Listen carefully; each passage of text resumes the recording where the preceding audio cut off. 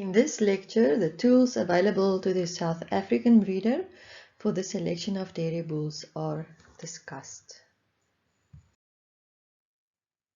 Genetic evaluations for dairy breeds in South Africa are done 3 times per year. Genetic reports are sent to all breeders electronically that participates in SA Stats genetic evaluation system. Information contained in these genetic reports is as follows.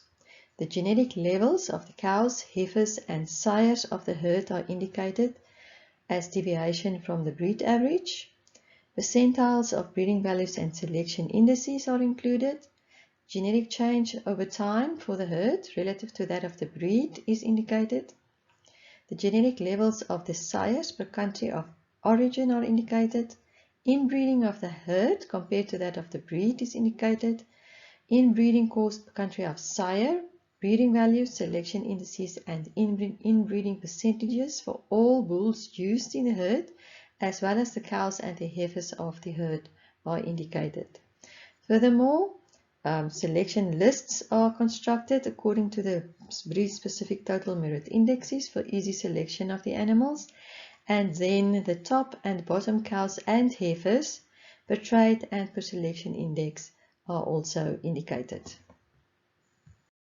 This is the front page of a genetic report of a specific breeder from the latest Holstein genetic evaluation that was done in February 2020.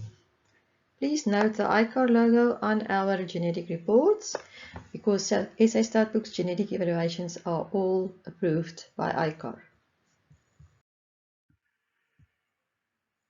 These tables are the most important information in the genetic report. In these tables, the genetic levels are indicated for the herd. And this is a point of reference when bull selection is being done. So you can see the genetic levels are indicated for the cows and the heifers of the herd. The red figures are those of the breed. And we also separated in the genetic levels of the cows of the herd as well as in the genetic levels of the heifers. So here you can see we do it for all the different traits as well as selection indices. And we also indicate the genetic levels of the sires used in the herd so that the breeder can compare these to those of his cows and see if he actually did make a good bull choice.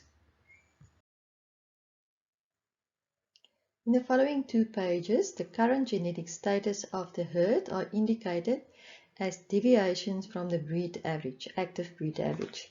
So on this line here, the active breed average are indicated, and then the deviation from the measured cows of the herd are here, listed for all selection indices of that specific breed, for the production traits, calving interval, and somatic cell score, as well as herd life. And then we also have it for conformation traits and for the other traits. Next to the cows, the sires of these cows are indicated. And a breeder can therefore easily see how effective his bull selection was for improving his cow herd. So on this page, the genetic levels of the heifers are indicated as deviation from the active breed average. And when comparing these averages to the previous page's cow averages, the breeder can easily see if did he progress from the previous generation to the next generation. Also indicated here are then the genetic levels of the sires of these heifers to do an assessment of the choice of the bulls that the breeder has made. So in this figure, the genetic levels within the herd are indicated with regards to the sires used in the herd as well as the cows and the heifers. The blue bars indicates the genetic levels for the sires, the pink bars that of the cows, and the green bars that of the heifers. And we indicate this for milk yield, butterfat and protein yields, udder health, fertility, herd life, the Holstein selection index, the efficiency index, body conformation, udder, feet and legs, frame size, as well as for the fluid merit index. Now, typically you would like to see that the genetic levels of the bulls are better than those of the cows, because then you effectively selected bulls that will improve all the genetic levels of your cow herd. Now, in this specific case, you can see that for fertility, as well as for feet and legs, the genetic levels of the bulls selected was not better than those of the cows, and you can therefore not see a clear improvement in the heifers, which is the progeny of these bulls and cows.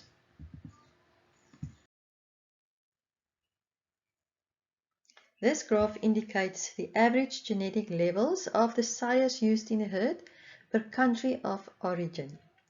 So you can see this herd used sires from Australia, Canada, Germany, Great Britain, Italy, the Netherlands, USA, and also South African sires. In the table there, you can see how many sires per country is used in a herd, as well as the number of daughters that these bulls sired in the herd. And then the graph is an easy way to visually assess the genetic levels of these bulls per country of origin. And you can easily see here example that the bull from Germany had the highest genetic levels for butterfat, while the bull from Australia had the lowest genetic levels for fertility. So this gives an assessment of the bulls used in the herd and will also act as a guideline for future selection of bulls from certain countries. On this page, an assessment is made of the inbreeding status of the herd. Firstly, the rate of inbreeding and levels of inbreeding of the herd are shown across years, birth years, relative to that of the breed. So for this specific herd, you can see that the inbreeding was for quite some years at levels higher than that of the breed, but this breeder managed to slow down the rate of inbreeding in his herd, while that of the breed kept increasing, so that the animals born in 2019 in this herd are now at lower inbreeding levels compared to that of the breed. We also indicate the pedigree completeness of the specific herd. Inbreeding coefficients are of course directly related to the completeness of pedigree information on which it is based. If there's a high percentage of unknown parents in a herd, the inbreeding will be underestimated and breeders should take notice of that. Here on the top, we indicate the inbreeding levels caused by the sires per country of origin. So you can see how related the sires are to your herd from different countries. So in this specific case, you can see that the bull from Australia caused the most inbreeding in this herd at 11.51%. Meaning that the ancestors in his pedigree was already used in this specific herd as well. Then the bull from the Netherlands, that bull was the least related to this herd and caused his daughters, the average inbreeding of his daughters was at 7.26%.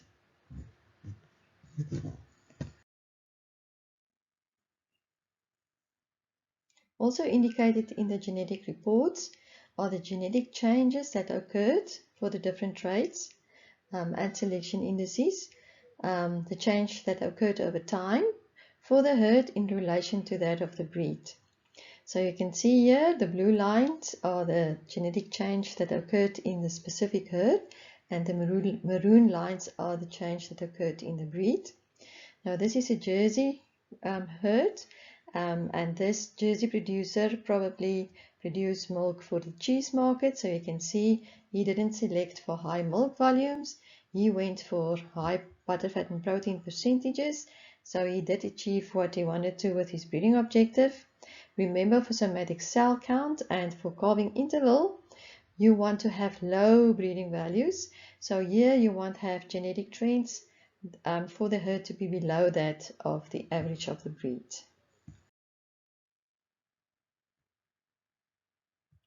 In the following pages, The selection indices and breeding values for all the animals of the herd are indicated. So we have a list for the bulls used in the herd, a list for the cows of the herd, and a list for the heifers of the herd. So the bull list includes all sires used in the herd, but also bulls that might have been bred by the breeder himself, although they might not have daughters yet in his herd.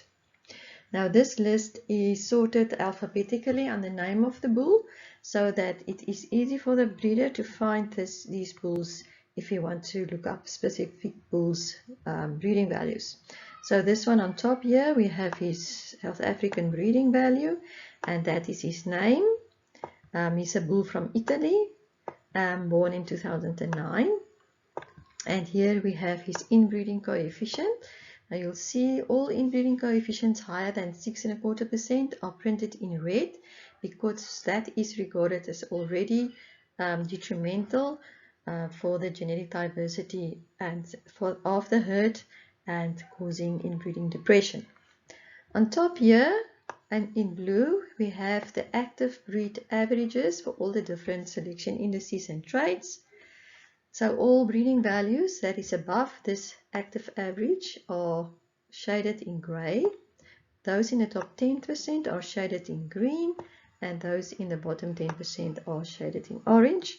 So it's easy to see when you look at a specific bull to see where he ranks for the different breeding values and selection indices with regards to the active breed average.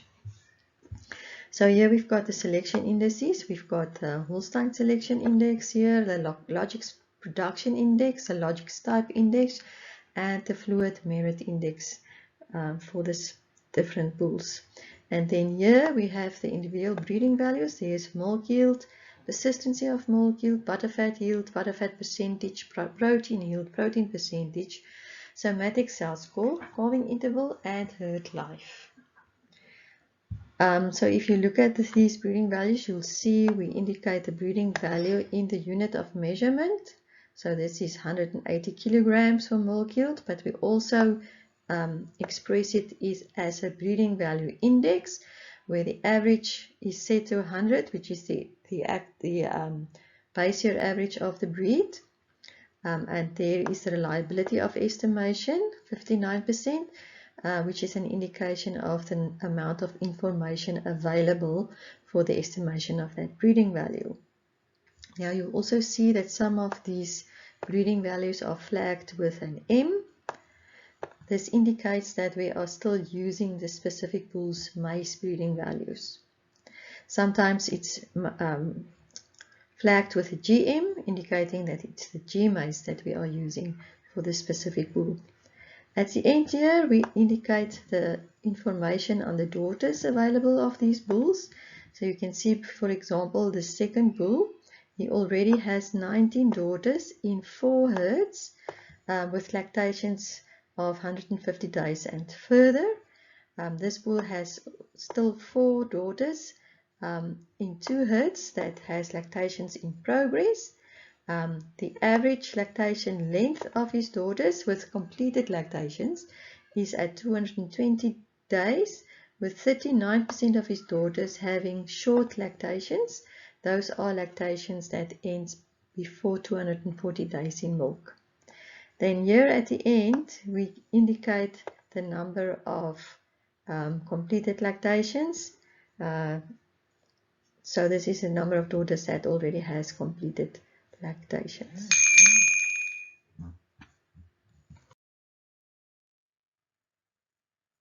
So for the cows and the heifers of the herd, we also have selection lists available.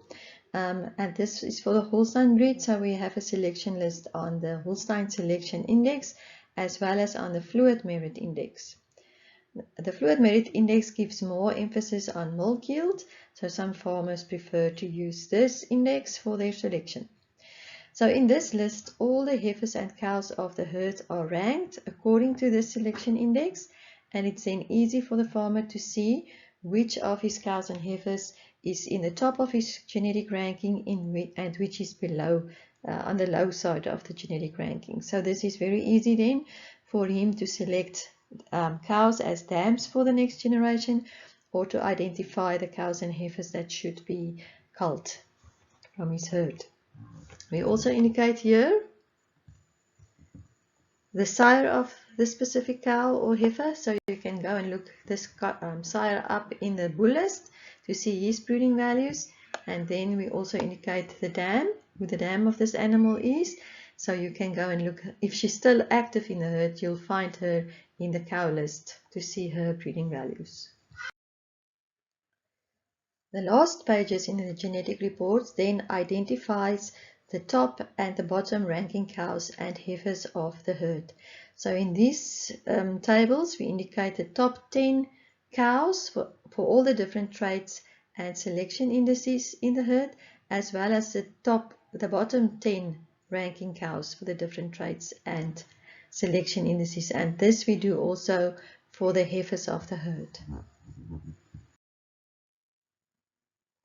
This brings us then to sadairyBulls.com, an independent mating program developed by SA Studbook for the identification of AI bulls all over the world to be used in the herds to obtain the maximum genetic progress but causing the least inbreeding in our South African herds. Now on sadairyBulls.com, any AI sire from anywhere in the world can be looked up to see his genetic profile expressed on a South African genetic base. These breeding values are therefore directly comparable to our South African herds' genetic levels. On sadairyBulls.com, bull searches can be done using the specific herd's genetic levels to ensure that only bulls that will improve all genetic levels are identified.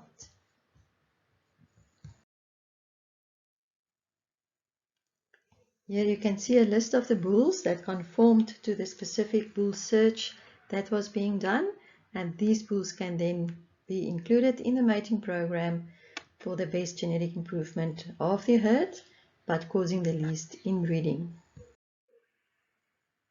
So this is an example of bull selection and a mating report that we did for one of our breeders. You can see here, this was the breeding objective that the specific breeder used. So he customized his own breeding objective, but breeders can also use the total merit indices of the specific breed. An assessment of the mating quality of all the sires included in the mating program are given. All the sires with a mating quality percentage of 60% and higher are considered to be efficiently allocated because they caused an improvement in the breed objective of the herd, as well as a decrease in the inbreeding percentage of the next generation. On these graphs, you can see the result of the matings with regards to genetic improvement of the next generation, as well as inbreeding costs in the next generation. So this first graph, you can see we have here the genetic indices of the progeny versus the genetic indexes of the dam. So you can see all progeny are better than those of their dams. On this graph, you have the inbreeding of the progeny versus the inbreeding of the dams, and you can see that all the new progeny has lower inbreeding coefficients compared to those of their dams.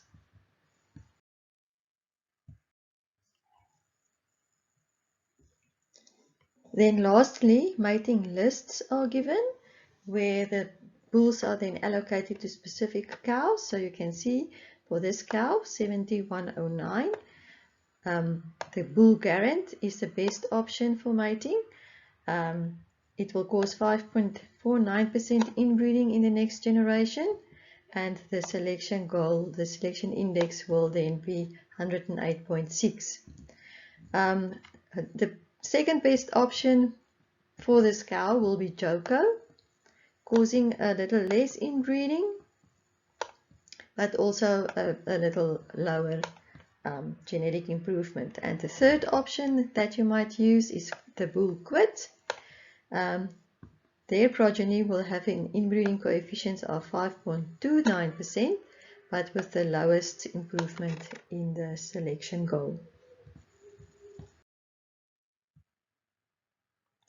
SA dairy bulls can also be used to look up complete pedigree information, also for proposed matings. So a breeder can go and have a look for a proposed mating if there will occur any common ancestors in the pedigree of putting two animals together in a mating.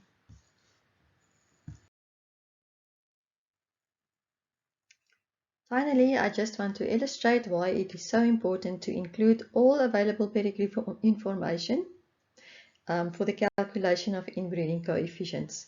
If you look at this specific animal here at the bottom, if you go back 7 generations, you will find a common ancestor there.